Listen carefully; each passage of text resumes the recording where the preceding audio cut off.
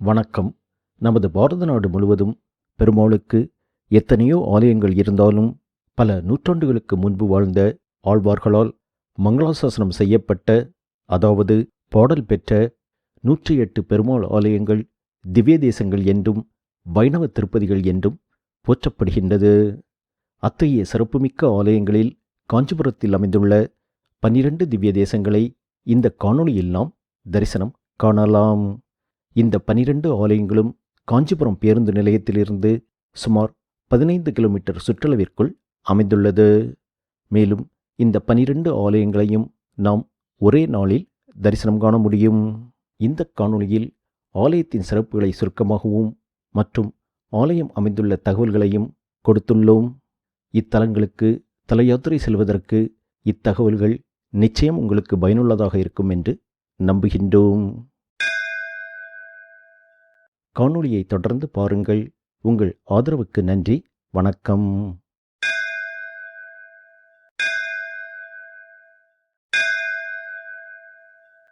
காஞ்சிபுரத்தில் அமைந்துள்ள திவ்ய தேசங்களில் முதலாவதாக காஞ்சிபுரம் பேருந்து நிலையத்திலிருந்து 3.5 கிலோமீட்டர் தொலைவில் அமைந்துள்ள 2000 ஆண்டுகளுக்கு மேல் பழமை வாய்ந்ததாக அறியப்படும் காஞ்சி வரதராஜ பெருமாள் திருக்கோவிலை தரிசனம் காணலாம். 96 அடி உயரமான ராஜகோபுரம் கொண்ட பிரம்மாண்டமான ஆலயம் இது. திருமங்கையாழ்வார் மற்றும் பூதத்தாழ்வாரால் மங்களாசாசனம் செய்யப்பட்ட இத்தலத்தில்தான் 40 வருடங்களுக்கு ஒருமுறை இத்திருக்கோவிலின் குலமான அனந்தசரஸ் என்னும் திருக்குளத்தில் வைக்கப்பட்டிருக்கும் பெருமாள், அதாவது அத்திமரத்தினால் செய்யப்பட்ட அத்திவரத பெருமாள் குளத்திலிருந்து வெளியே எடுக்கப்பட்டு பக்தர்களுக்கு சேவை சாதிக்கின்றார். கடந்த 2019ஆம் ஆண்டு இந்த அற்புதமான நிகழ்வு நடைபெற்றது. இனி 40 வருடங்களுக்கு பிறகு, அதாவது 2059வது ஆண்டுதான் இந்த அத்திவரத பெருமாளை மீண்டும் தரிசனம் காண முடியும். இத்தலத்தின் மூலவரான வரதராஜ பெருமாள் நின்ற கோலத்தில் பக்தர்களுக்கு சேவை சாதிக்கின்றார்.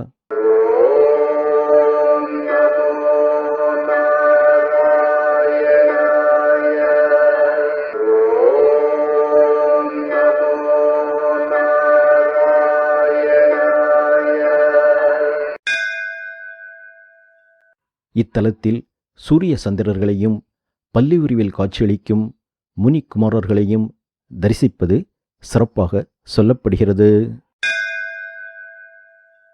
இத்தலத்தில் மூங்கில் குழாய் கொண்டு தயாரிக்கப்படும் இறைவனுக்கு காலை வேளையில் நைவேத்தியமாக கிடைக்கும் காஞ்சிபுரம் இட்லி பிரபலமாக சொல்லப்படுகிறது.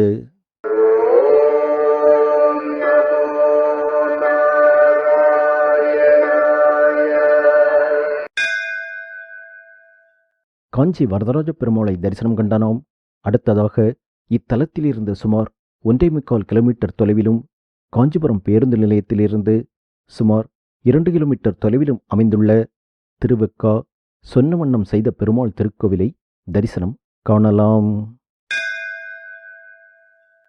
பொதுவாக எல்லா ஆலயங்களிலும் இடமிருந்து வலமாக சயனித்தபடிதான் பெருமாள் காட்சியளிப்பது வழக்கம்.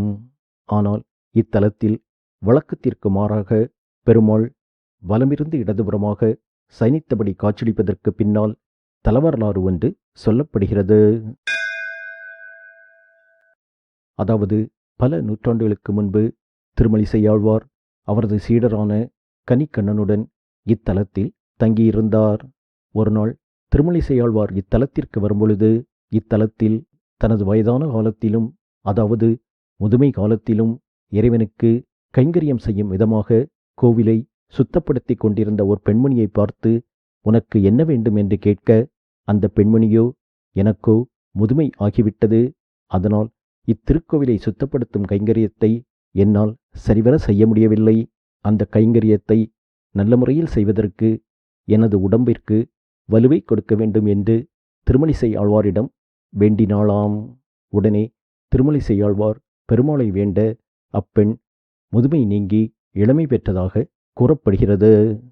அதன்பின் அந்த நிகழ்வை கேட்டறிந்த அன்றைய காலத்தில் அங்கு ஆட்சி புரிந்த மன்னனானவன் திருமழிசை ஆழ்வாரின் சீடரான கனிக்கண்ணனை அழைத்து தனக்கும் முதுமை நீங்கி இளமையை பெற்றுத் தருமாறு உன் குருவிடம் கேள் என்று சொல்ல, அதற்கு கனிக்கண்ணனோ அது தூய்மையான பக்தர்களுக்கு மட்டுமே கிடைக்கும் என்று மறுமொழி உரைக்க, உடனே கோபமடைந்த மன்னன் கனிக்கண்ணனை நாடு கடத்தும்படி உத்தரவிட, தன் சீடனை மன்னன் நாடு கடத்தப் போகிறான் என்பதை அறிந்த திருமழிசையாழ்வார் தன் சீடரோடு சேர்ந்து தானும் புறப்பட, அப்படி புறப்படும் சமயத்தில் பெருமாளை பார்த்து, இப்படி ஒரு மன்னன் ஆட்சி செய்யும் இடத்தில் நீயும் இருக்க வேண்டாம், என்னோடு புறப்பட்டு வா என்று கூற, சைனகுலத்தில் அருள்பாலித்த பெருமாளும் எழுந்து திருமழிசையாழ்வாரோடு புறப்பட்டதாகவும், அப்படி புறப்பட்டு சென்ற அவர்கள் ஓரிக்கை என்ற இடத்தில் தங்கியதாகவும், அன்று இரவே நாட்டில் பல தீய சுகனங்கள் ஏற்பட்டதாகவும், அதன் பிறகு தன் தவறை உணர்ந்த மன்னன் திருமழிசையாழ்வாரிடம் மன்னிப்பு வேண்டி மீண்டும் தன் நாட்டிற்கே வரும்படி அழைக்க, திருமழிசையாழ்வாரும் அவரோடு சேர்த்து பெருமாளும் மீண்டும் இத்தலத்திற்கு வந்ததாகவும் சொல்லப்படுகிறது. இப்படி திருமழிசையாழ்வாரோடு சென்ற பெருமாள் மீண்டும் இத்தலத்திற்கு வந்து சயனித்த பொழுது இடமாறி சயனித்ததாகவும், அதன் பொருட்டே இத்தலத்தில் வலமிருந்த இடமாக சயனித்தபடி பக்தர்களுக்கு காட்சி கொடுப்பதாகவும் சொல்லப்படுகிறது. சொன்ன வண்ணம் செய்த பெருமாளை தரிசனம் கண்ட நாம் அடுத்ததாக இத்தலத்திலிருந்து 400 மீட்டர் தொலைவிலும், காஞ்சிபுரம் பேருந்து நிலையத்திலிருந்து சுமார் 2 கிலோமீட்டர் தொலைவிலும் அமைந்துள்ள அஷ்டபுயகரம் என்று அழைக்கப்படும் திவ்ய தேசத்தை தரிசனம் காணலாம். இத்தலத்தில் பெருமாள் 8 திருக்கரங்களுடன் அஷ்டபுயகர பெருமாளாக பக்தர்களுக்கு அருள்பாலிக்கின்றார்.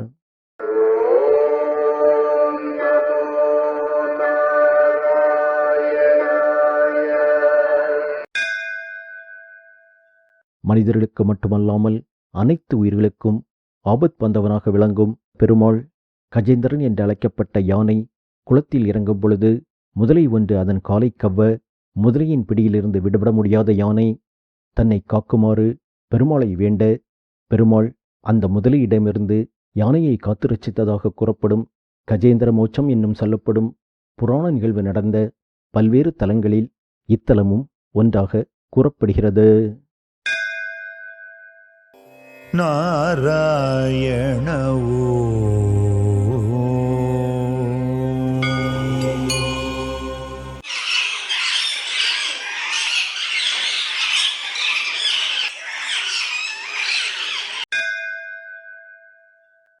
அஷ்டபுயகர பெருமாளை தரிசனம் கண்ட நாம் அடுத்ததாக இத்தலத்திலிருந்து சுமார் 800 மீட்டர் தொலைவிலும், காஞ்சிபுரம் பேருந்து நிலையத்திலிருந்து சுமார் 2 கிலோமீட்டர் தொலைவிலும் அமைந்துள்ள திருவேளுக்கை ஸ்ரீ அழகிய சிங்க பெருமாள் திருக்கோவிலை தரிசனம் காணலாம்.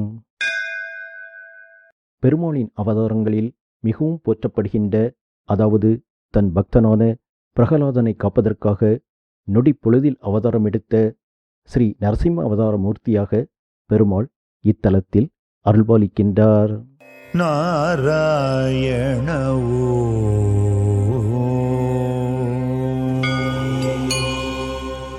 நாராயண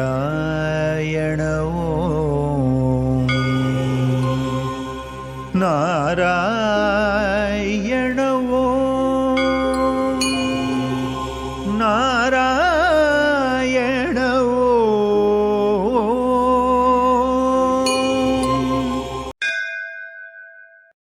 பிருகு முனிவருக்கு பெருமாள் காட்சி கொடுத்த தலம், சுதர்சன சக்கரத்தாழ்வார் அருள்பாலிக்கும் தலம், கருடாழ்வார் சற்றே தலை சாய்ந்த நிலையில் பெருமாளை வணங்கியபடி காட்சியருளும் தலம் என்று பல்வேறு சிறப்புகளை பெற்று திகழ்கிறது இவ்வாலயம். இத்தலத்தில் பெருமாளை சரணாகதி அடைந்து வழிபட ஒருவர் எத்தகைய துன்பத்தில் இருந்தும் விடுபட முடியும் என்று இத்தலத்தின் பிரார்த்தனை சிறப்பாக சொல்லப்படுகிறது. திருவேளுக்கை திவ்யதேசத்தை தரிசனம் கண்ட நாம் அடுத்ததாக இத்தலத்தில் இருந்து சுமார் 400 மீட்டர் தொலைவில் அமைந்துள்ள தூப்புல் என்றழைக்கப்படும் திருத்தன்கா விளக்கொளி பெருமாள் திருக்கோவிலை தரிசனம் காணலாம்.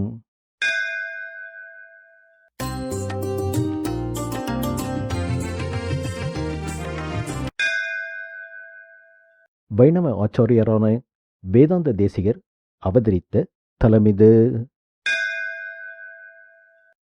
வைகாசி மாதத்தில் காஞ்சி வரதராஜ பெருமாள் இத்தலத்திற்கு எழுந்தருளி வேதாந்த தேசிகருக்கு காட்சி கொடுக்கும் விழா நடைபெறுகிறது.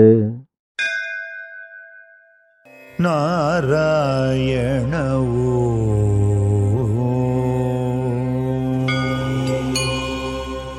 நாராயண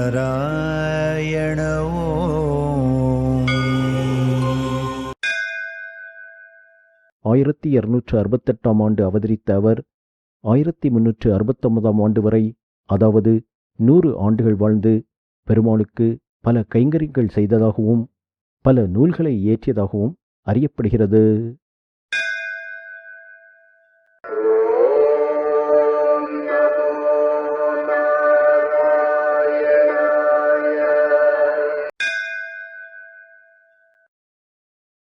திரு தன்கா, அதாவது தூப்புல் விளக்கொளி பெருமாளை தரிசனம் கண்ட நாம் அடுத்ததாக இத்தலத்திலிருந்து சுமார் 3.5 கிலோமீட்டர் தொலைவில் அமைந்துள்ள உலகளந்த பெருமாள் திருக்கோவிலை தரிசனம் காணலாம்.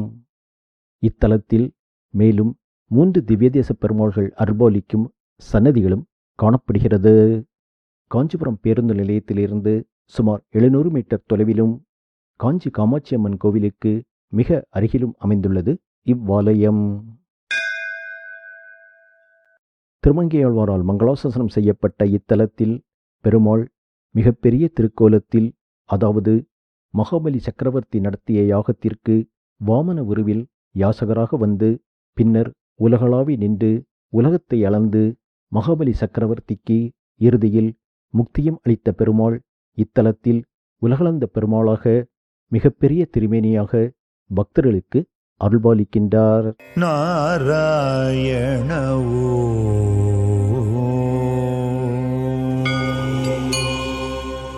நாராயண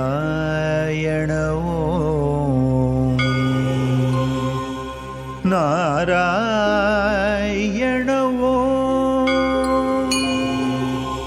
நாராயண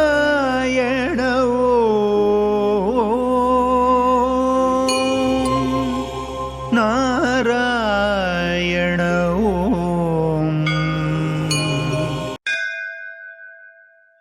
இத்தலத்தில் 3 திவ்யதேச பெருமாள்கள் அருள்பாலிக்கும் சன்னதிகளும் காணப்படுகிறது. ஒரு காலத்தில் இவை தனித்தனி கோவில்களாக இருந்திருக்கலாம் என்றும் அதன் பிறகு இயற்கை சீற்றம், பாதுகாப்பு பல்வேறு காரணங்களுக்காக அப்பெருமாள்களை இத்தலத்தில் எழுந்தருள செய்து சன்னதி அமைக்கப்பட்டிருக்கலாம் என்றும் சொல்லப்படுகிறது. எனவே இந்த ஒரே தலத்தில் 4 திவ்யதேச பெருமாள்களை நாம் சேவிக்க முடியும்.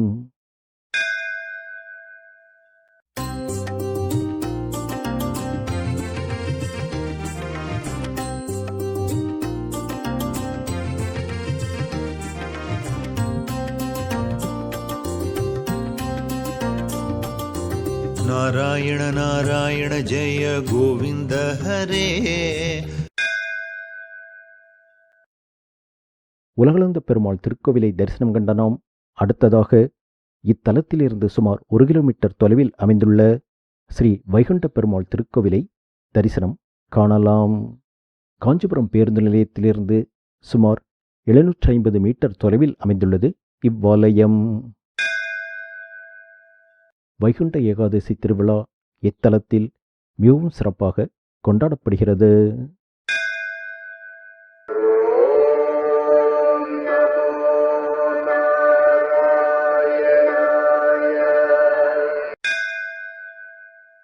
கலையம்சங்கள் நிறைந்து காணப்படும் இத்தலத்தில் 3 மாடங்களில் பெருமாள் நின்ற, அமர்ந்த மற்றும் சயனித்த கோலங்களில் பக்தர்களுக்கு காட்சியருள்கிறார்.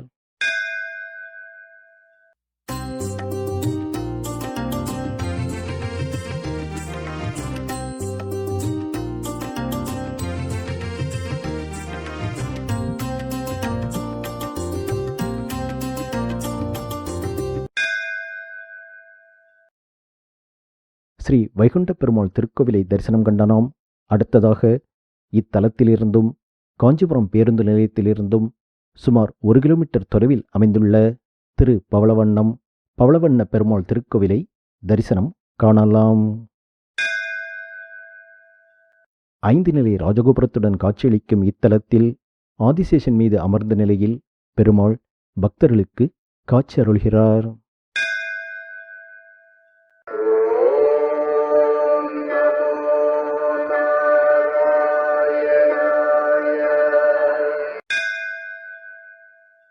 சத்தியசேத்திரம் என்றழைக்கப்படும் இத்தலத்தில் பிருகுமுனிவர் பெருமாளை வழிபட்டு விமோச்சனம் அடைந்ததாக சொல்லப்படுகிறது.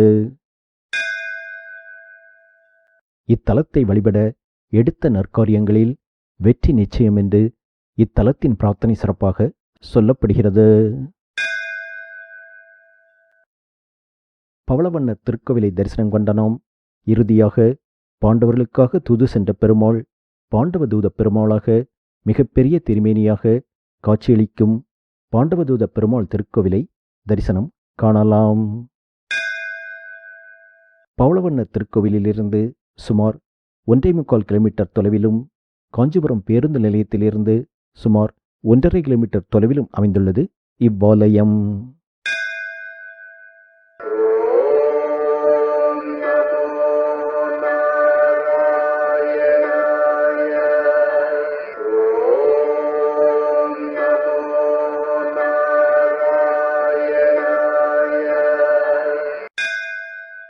ரோகிணி நட்சத்திரத்தில் பிறந்தவர்கள் இத்தலத்தை வழிபடுவது மிகவும் சிறப்பாக சொல்லப்படுகிறது. இத்தலத்திலிருந்து 1/2 கிலோமீட்டர் தொலைவில் காஞ்சியில் புகழ்பெற்ற ஏகாம்பரேஸ்வரர் திருக்கோவிலும் அமைந்துள்ளது.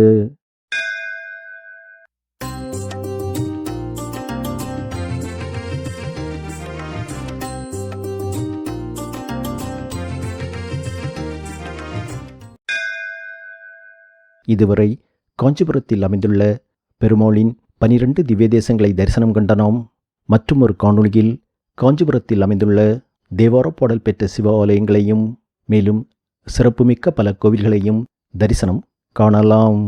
ஆன்மீகத்தில் விருப்பமுடைய உங்களின் நண்பர்களுக்கும் உறவினர்களுக்கும் இந்த காணொளியை பகிருமாறு கேட்டுக்கொள்கின்றோம். இது அவர்களுக்கு பல ஆலயங்களின் சிறப்புகளை பற்றி அறிந்து கொள்வதற்கும் அவர்களின் திருத்தல யாத்திரை பயணத்தை திட்டமிடுவதற்கும் நிச்சயம் உதவும் என்று நம்புகின்றோம். உங்கள் ஆதரவுக்கு நன்றி. வணக்கம்.